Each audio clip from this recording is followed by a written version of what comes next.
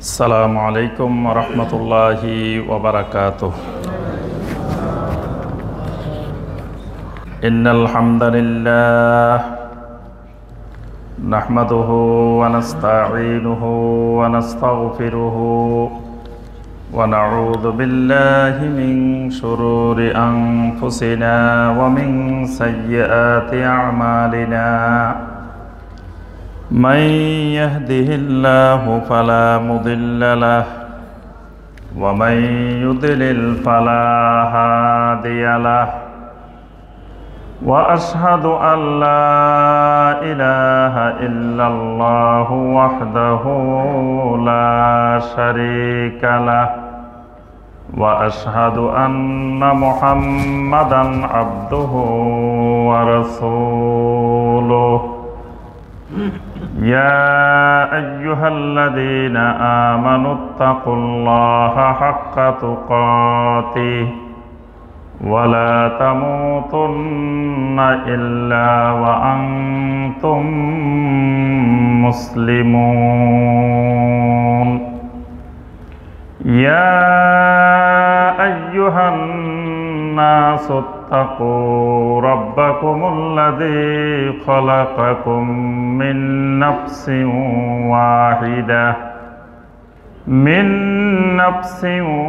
واحدة وخلق منها زوجها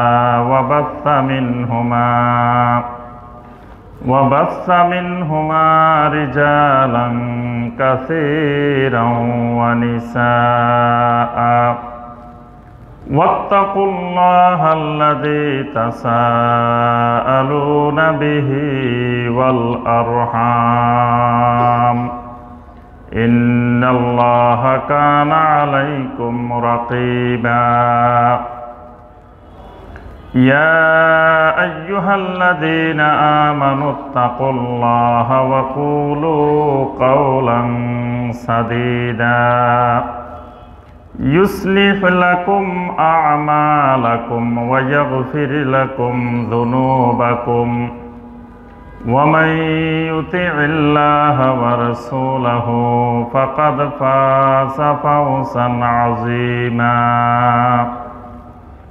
اللهم صل على محمد وعلى آل محمد كما صليت على إبراهيم وعلى آل إبراهيم إنك حميد مجيد اللهم بارك على محمد وعلى آل محمد كما باركت على إبراهيم وعلى آل إبراهيم إنك حميد مجيد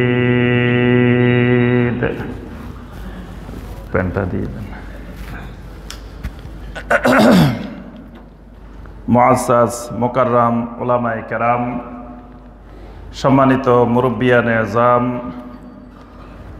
আল্লাহ রব্বুল আলামিনের দরবারে কোটি কোটি শুকরিয়া যে মহান রব্বুল আলামিন আমাদেরকে 1442 হিজরি সনের 9 জুমাদা আল উলা তারিখে সালাতুল জুমআ আদায় এবং খুতবাতুল জুমআ শোনার জন্য আল্লাহ রব্বুল আলামিনের পবিত্র ঘর মসজিদে উপস্থিত হওয়ার পরে কোরআনে কারীম এবং হাদিস নববী সাল্লাল্লাহু আলাইহি ওয়াসাল্লামের আলোকে আল্লাহ রব্বুল আলামিনের দ্বীন সম্পর্কে কিছু কথাবার্তা বলার এবং শোনার তৌফিক দিয়েছেন, সে মহান রব্বুল আলামিনের শুকর আদায় করি, সকলে বলি আলহামদুলিল্লাহ। সম্মানিত মুসল্লিয়ানে কেরাম, আজকের খুতবায় আমরা যে বিষয়টি সংক্ষেপে আলোচনা করার চেষ্টা করব ইনশাআল্লাহ, বিষয়টি হলো আমরাদুল কুলুব ওয়া ইলাজুহা, অর্থাৎ অন্তরের রোগসমূহ এবং তার চিকিৎসা, তার প্রতিকার। আল্লাহ রাব্বুল আলামিন আমাদের প্রত্যেকের ভিতরে, প্রত্যেকটা নারী পুরুষ প্রত্যেক মানুষের ভিতরে একটা কাল্ব সৃষ্টি করেছেন, যে কাল্বটাকে আমরা বাংলায় বলে থাকি অন্তর, কলব। এই কাল্বের কিছু জটিল জটিল রোগ আছে। আমাদের শরীরের যেমন বিভিন্ন ধরনের রোগ ব্যাধি হয়, সেগুলো চিকিৎসার জন্য আমরা বিভিন্ন উপায়ে চিকিৎসা করে থাকি। ঠিক ওই কাল্বেরও অনেকগুলো জটিল জটিল কঠিন কঠিন রোগ ব্যাধি আছে। আমরা দেখা যায় সে কাল্বের রোগ সম্পর্কে সচেতন না থাকার কারণে আমাদের অনেকেরই অন্তরে রোগ হয়ে বসে আছে, কিন্তু আমরা নিজেরা হয়তো জানি না যে আমার অন্তরে বড় ধরনের রোগ, বড় ধরনের একটা ব্যাধি আমার অন্তরে বাসা বেঁধে আছে। আমি নিজেও বুঝতে পারি না, কারণ অন্তরের রোগ সম্পর্কে হয়তো আমার বিস্তারিত জানা নেই। এই জন্য আমরা এই বিষয়টা অনেক ব্যাপক। অন্তরের অনেক রোগ, অন্তরের রোগের বর্ণনা দিতে গেলে আমাদের অনেক সময়ের দরকার। অনেকগুলো অন্তরের রোগ আছে।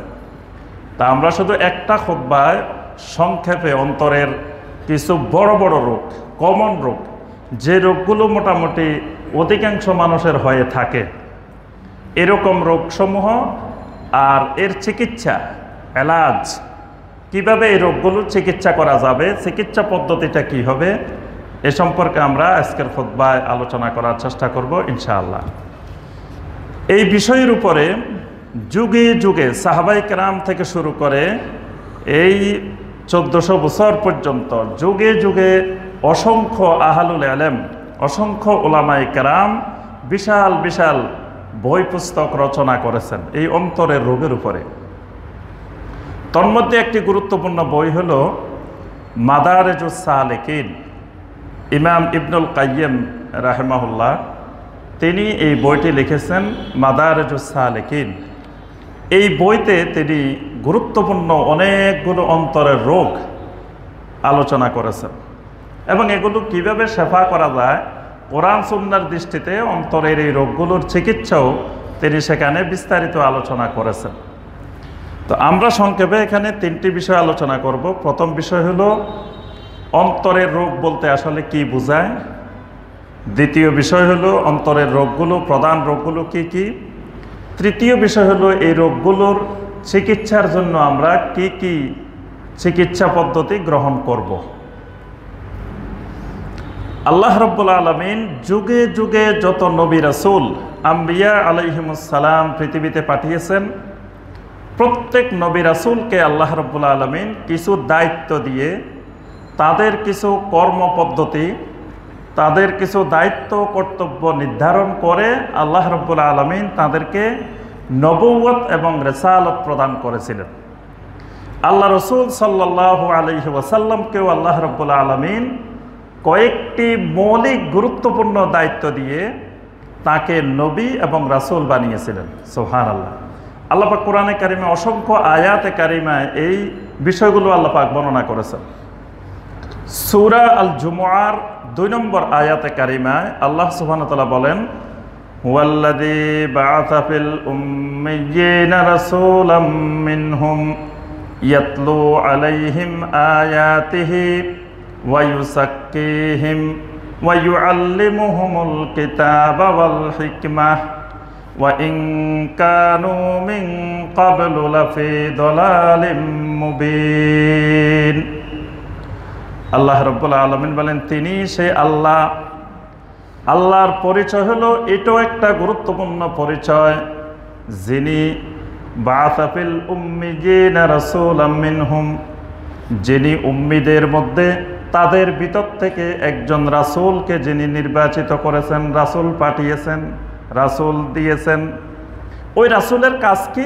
আল্লাহ রাব্বুল আলামিন এখানে মৌলিক 4টি কাজ আল্লাহ রাব্বুল আলামিন বর্ণনা করেছেন। 1 নম্বর কাজ হলো তিনি ইয়াতলু আলাইহিম আয়াতিহি, তিনি দুনিয়ার মানুষের কাছে, জনপদের মানুষের কাছে আল্লাহ রাব্বুল আলামিনের আয়াতগুলো তুলে ধরবেন। আল্লাহর আয়াত দিয়ে তিনি দাওয়াত দিবেন, আল্লাহর আয়াতগুলো মানুষের সামনে উপস্থাপন করবেন, তিনি আল্লাহর আয়াতগুলোকে তেলাওয়াত করবেন। তেলাওয়াত করবেন মানে তিনি নিজে আল্লাহর আয়াতগুলোকে যেমন অনুসরণ করবেন, সারা দুনিয়ার সমস্ত মানুষকে তিনি আল্লাহর আয়াত অনুসরণের দাওয়াতও দিবেন।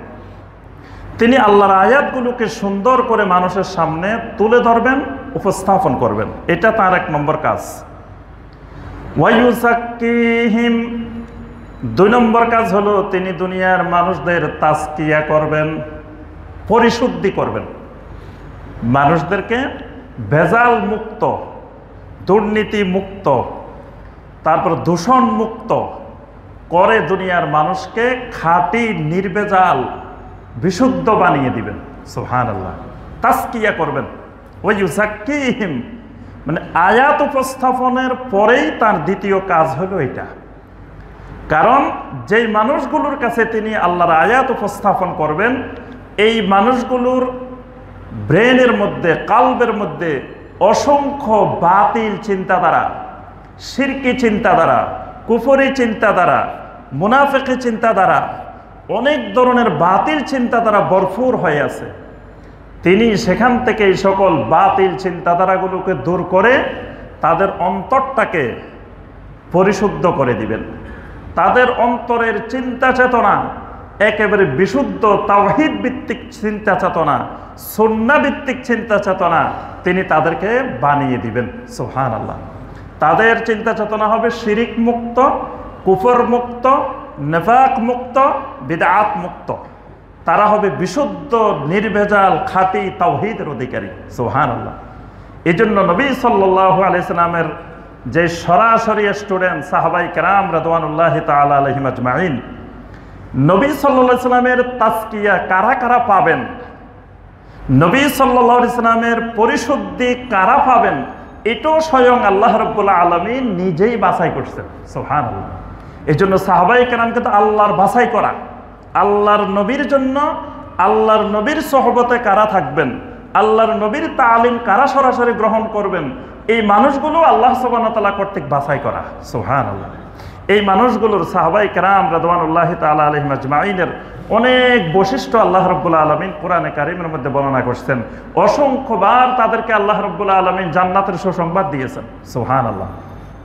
তাহলে নবী সাল্লাল্লাহু আলাইহি সাল্লাম আল্লাহর আয়াতগুলো দিয়ে ওই মানুষগুলোর চিন্তা চেতনা, তাদের অন্তরকে পরিশুদ্ধ করে দিয়েছিলেন। সুবহানাল্লাহ। এটাও নবী রাসূলদের একটি গুরুত্বপূর্ণ কাজ। তাহলে অন্তরের রোগগুলা দূর করা, অন্তরের চিকিৎসা করা, এটাও নবী রাসূলদের একটা বড় কাজ। তারা শুধু দুনিয়ার মানুষকে তাওহীদের দিকে, দ্বীনের দিকে ডাকবেন না, অন্তরের যত রোগ আছে এগুলো তারা দূর করে দিবেন। সুবহানাল্লাহ। আল্লাহ সুবহানাহু ওয়া তাআলা নবী সাল্লাল্লাহু আলাইহি সাল্লামকে প্রথমে নবী বানিয়েছেন, তারপরে রাসূল বানিয়েছেন। অনেক নবী শুধু নবী, রাসূল না। আবার অনেক নবী নবীও রাসূলও। আল্লাহ রাসূল সাল্লাল্লাহু আলাইহি সাল্লাম তিনি নবীও, তিনি আবার রাসূলও। নবী আর রাসূলের মধ্যে কিছু পার্থক্য আছে, আমরা সেটা আলোচনার দিকে যাচ্ছি না। তো প্রথমে নবী সাল্লাল্লাহু আলাইহি সাল্লামের প্রতি ওহী নাজিল হলো ইকরা বিসমি রাব্বিকাল্লাযী খালাক। এই 5 আয়াত নাজিল হলো প্রথমে সূরা আল আলাকের। এই 5 আয়াতের মাধ্যমে আল্লাহ রাব্বুল আলামিন তাকে নবী বানাইলেন, নবুয়তের দায়িত্ব দিলেন। এর কিছুদিন পরে আল্লাহ রাব্বুল আলামিন সূরা আল মুদ্দাসসির নাজিল করলেন। ওই সূরা আল মুদ্দাসসিরের মাধ্যমে আল্লাহ রাব্বুল আলামিন তাকে রাসূল বানাইলেন। সুবহানাল্লাহ। মানে প্রথমে নবী, তারপরে রাসূল। প্রত্যেক রাসূল নবীও, কিন্তু প্রত্যেক নবী রাসূল না।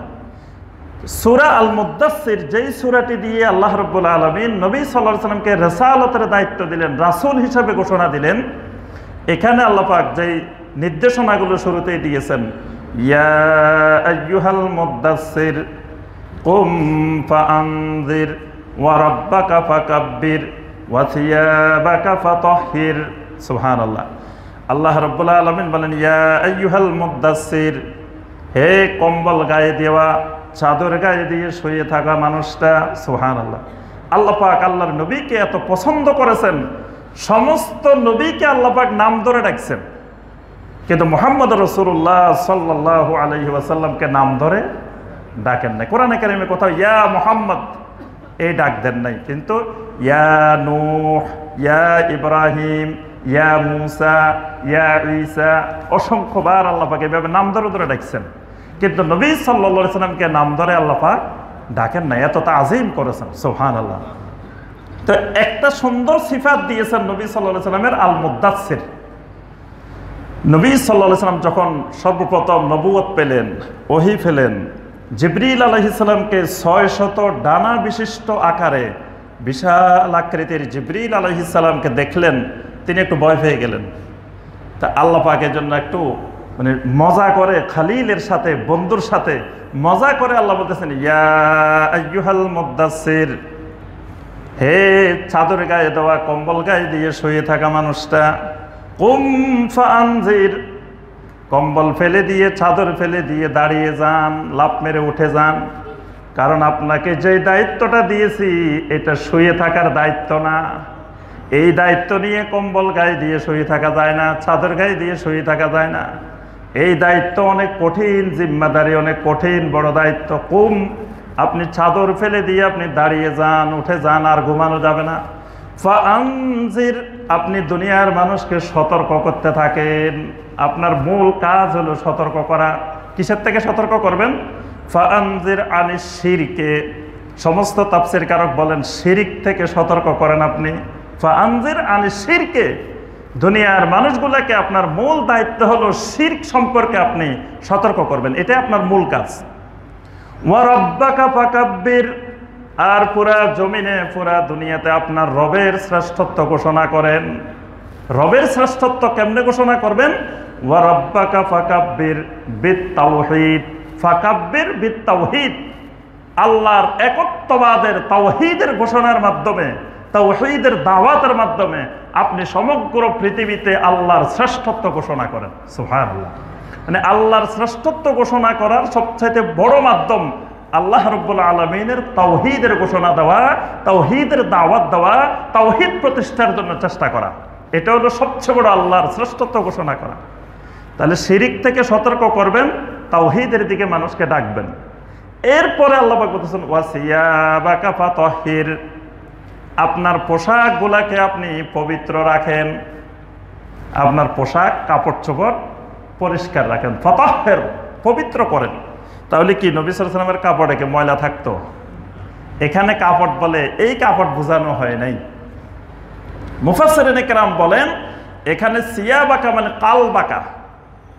সিয়াব কাপড় মানে কালব, কালবকেও আল্লাহ পাক কাপড় চোপড় বলছেন। কারণ এটা এমন এক গুরুত্বপূর্ণ জিনিস, মানুষের সাথে যেমন কাপড় চোপড় সবসময় থাকা লাগে, এটার পরিশুদ্ধিটা একজন মুমিনের সবসময় থাকা লাগে। কারণ এটা এমন এক জিনিস, এটা মুহূর্তে মুহূর্তে পরিবর্তন হয়। এটার নামে কালব। কালব মানে এটা সেকেন্ডে সেকেন্ডে পরিবর্তন হয়, এটা ঠিক থাকে না। এটা দেখবেন আজকে একরকম, কালকে একরকম, পরশু একরকম। এটা কোরআনের সামনে আসলে একরকম, হাদিসের সামনে আসলে একরকম, ওলামায়ে কেরামদের সামনে আসলে একরকম, পরিবারে গেলে একরকম, অফিসে গেলে একরকম, এক এক জায়গায় এটা এক এক সুরত ধারণ করে। এটার নামে কালব। এই জন্য নবী সাল্লাল্লাহু আলাইহি ওয়াসাল্লাম দোয়া শিখেছেন, ইয়া মুকাল্লিবাল কুলুব সাব্বিত কুলুবানা আলা দীনিক, ইয়া মুসাররিফাল কুলুব সাররিফ কুলুবানা আলা তাআতিক। হে কলব সমূহের পরিবর্তনকারী, আমাদের কলবগুলাকে দ্বীনের উপরে সাবেত রাখেন। হে কলব সমূহের পরিবর্তনকারী, আপনি আমাদের কলবগুলোকে আপনার আনুগত্যের দিকে ফিরিয়ে দিন, আপনার আনুগত্যের দিকে প্রতিষ্ঠিত করে দিন। কারণ এই কালবের নিয়ন্ত্রণকারী আল্লাহ রাব্বুল আলামিন। এই কালবের নিয়ন্ত্রণকারী মুকাল্লিবাল কুলুব মুসাররিফাল কুলুব আল্লাহ রাব্বুল আলামিন। তো যেহেতু এটা পরিবর্তন হয়, এই জন্য একজন ইমানদার সবসময় তার পোশাক আশাক যেমন সবসময় তার সাথে থাকতে হয়, পোশাকবিহীন যেমন সে চলতে পারে না, কালবের পরিশুদ্ধি ছাড়াও সে চলতে পারে না। এই জন্য আল্লাহ পাক বলেছেন, ওয়াসিয়াবাকা ফাতাহহির, আপনার কালটাকে পরিশুদ্ধ করেন।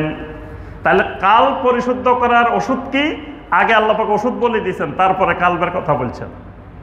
কাল পরিশুদ্ধ করার পদ্ধতি দুইটা, ফাআনজির আনিশ শিরক, ফাকাব্বির বিত-তাওহীদ।